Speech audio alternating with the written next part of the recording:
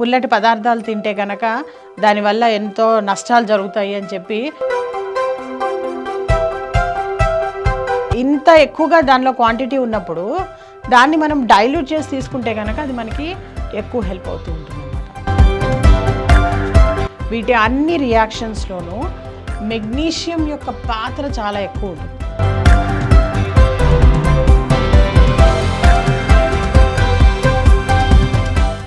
నమస్తే viewers, I'm doctor SGV Satya from Satya Unani health care Hyderabad.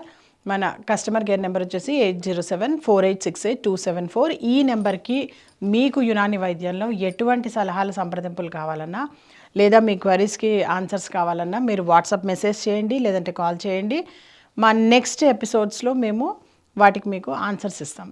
So మన పండు సిరీస్లో మనం ఏదైతే కంటిన్యూయేషన్ మనం పైనాపిల్ గురించి మాట్లాడుకుంటున్నామో దాని యొక్క న్యూట్రిషనల్ వాల్యూ గురించి ఇవాళ మనం ఈ ఎపిసోడ్లో తెలుసుకుందాం. దీనిలో కనుక న్యూట్రిషనల్ చార్ట్లో కనుక మీరు చూస్తే కనుక మళ్ళీ చెప్తున్నాను, యాజ్ ఆన్ టుడే వరకు ఎంతైతే మనకి స్టడీస్ జరిగి వాళ్ళు ఇచ్చిన ఏదైతే ఒక 10% స్టడీస్ అనుకోండి, అది మాత్రమే మీ ముందుంది. ఇంకా దానిలో ఎన్నో రకరకాలు ఉంటాయి, ఇంకా అవి డిస్కవరీ చేయలేదు. సో 90% ఇంకా ఉన్నట్టే లెక్క దానిలో ఇంకా చాలా. సో ఆ 10% ఏదైతే మనం తెలుసుకున్నామో దాని గురించి చూద్దాం. ఎనర్జీ వచ్చేసి 52 క్యాలరీస్, అంటే ఒక మీడియం సైజ్ దాన్ని పీసెస్ ఏదైతే 100 గ్రామ్స్ వీళ్ళు ఏదైతే తీసుకుంటారో దాని గురించి చెప్తున్నారు వీళ్ళు. Dietary fibre, carbohydrates, proteins, iron, చూసారా ఐరన్ కూడా ఉంటుంది దీనిలో. మెగ్నీషియం, అందరికీ ఇంకా మెగ్నీషియం గురించి అంత ఐడియా లేదు, బట్ మన నెక్స్ట్ ఎపిసోడ్స్లో మనము ఈ పండు సిరీస్ అయిపోయిన తర్వాత మెగ్నీషియం గురించి వీటిలన్నిటి గురించి కూడా తెలుసుకుందాము. మనిషికి బాడీ లోపల అన్ని మెటబాలిజం ఎన్నైతే రకరకాల రియాక్షన్స్ జరుగుతుంటాయో, కెటబాలిక్ రియాక్షన్స్ కానీ ఎనబాలిక్ రియాక్షన్స్ కానీ, వీటి అన్ని రియాక్షన్స్లోనూ మెగ్నీషియం యొక్క పాత్ర చాలా ఎక్కువ ఉంటుంది. దో చాలా తక్కువ మైన్యూట్ క్వాంటిటీలో అది అవసరం పడ్డా మనకి, బట్ అది అవసరం మనకి. సో అలాంటి మెగ్నీషియం అన్నది మనకి ఈ పైనాపిల్ ద్వారా వస్తుంది.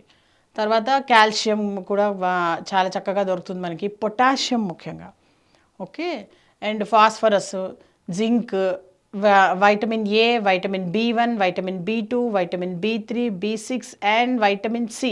అన్నిటికన్నా ఎక్కువగా మనకి 24 మిల్లీగ్రామ్స్ వస్తుంది చూడండి వైటమిన్ సి అన్నది.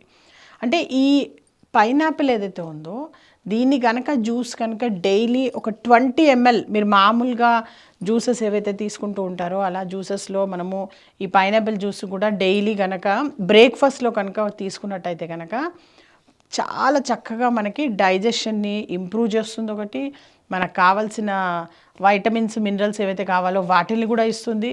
And at the same time ఈ పైనాపిల్ అన్నది ముఖ్యంగా ఎవరైతే డయాబెటిక్ పేషెంట్స్ ఉంటారో, ఎవరైతే క్యాన్సర్ పేషెంట్స్ ఉంటారో వాళ్ళకి ఇది ది బెస్ట్ ఫుడ్గా చెప్పబడింది అనమాట.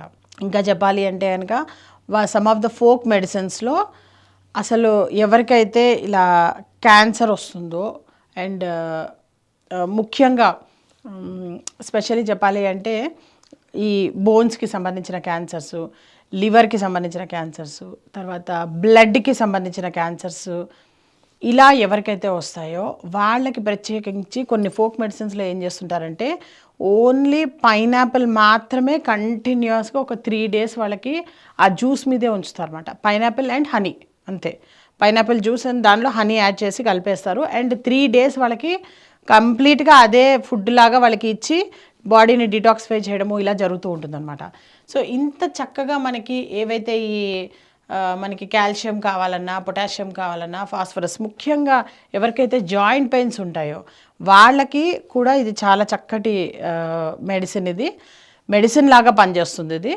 కానీ అన్ఫార్చునేట్లీ చాలామంది ఏంటంటే అపోహలు, ఏంటో పుల్లటి పదార్థాలు తింటే కనుక దానివల్ల ఎంతో నష్టాలు జరుగుతాయి అని చెప్పి అసలు పైనాపిల్ తినరు, చింతపండు తినరు, వాళ్ళు టమాటాలు తినరు, ఆర్ కంప్లీట్గా అలా అవాయిడ్ చేసేయడం వల్ల సిట్రస్ ఫ్రూట్స్ని, పులుపుని, దీన్ని ఎన్నో పోషక విలువలున్న కొన్ని ఇంపార్టెంట్ మన బాడీకి కావాల్సినవన్నీ కూడాను మిస్ అవుతూ ఉంటాం అన్నమాట.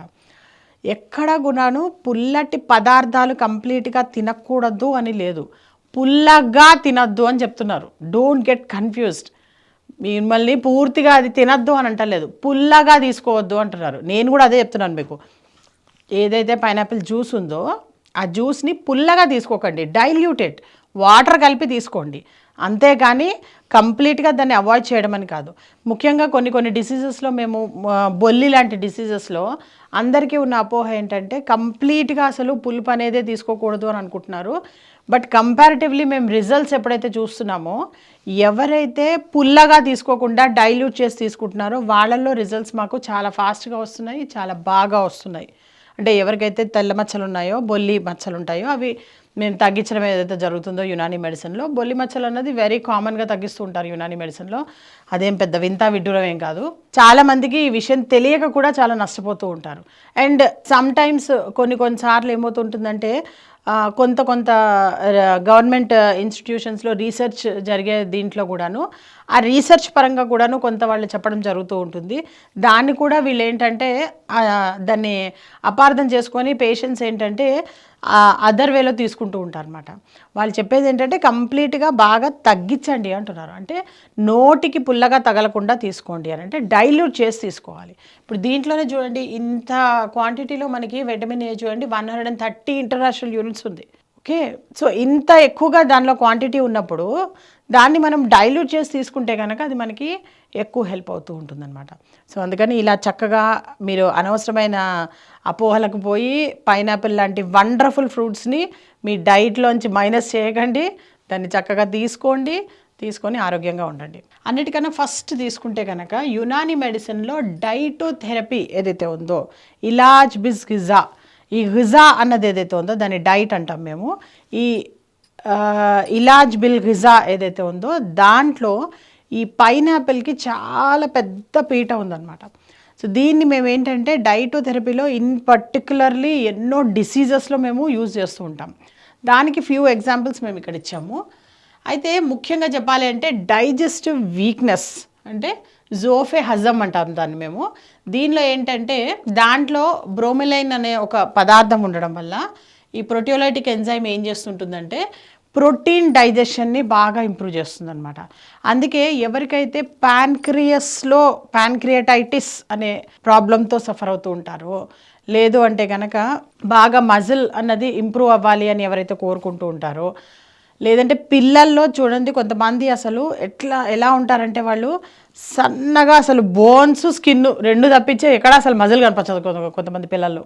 సో అలాంటి పిల్లలకి ఎవరికైతే ప్రోటీన్స్ అన్నది బాగా కావాలి అనుకుంటారో, ప్రోటీన్స్ కన్నా కూడాను మనకి ఈ పైనాపిల్లో ప్రోటీన్ డైజెషన్ని ఇంప్రూవ్ చేసే ఆ సైకిల్ని ఇది చేసే ఒక గొప్ప గుణం ఉంటుందన్నమాట పైనాపిల్లో. అంటే పప్పు తింటే ఎంత ప్రోటీన్స్ వస్తుందో పైనాపిల్ తింటే అంత ప్రోటీన్స్ వస్తుందని కాదు ఇక్కడ ఉద్దేశం. ఇక్కడ ఏంటంటే పైనాపిల్ తీసుకోవడం వల్ల ఈ పప్పు ఏదైతే తింటున్నారో అది బాగా ఒంటికి వంట పట్టేలాగా మనకి డైజెషన్ని ఇంప్రూవ్ చేస్తుంది అనమాట.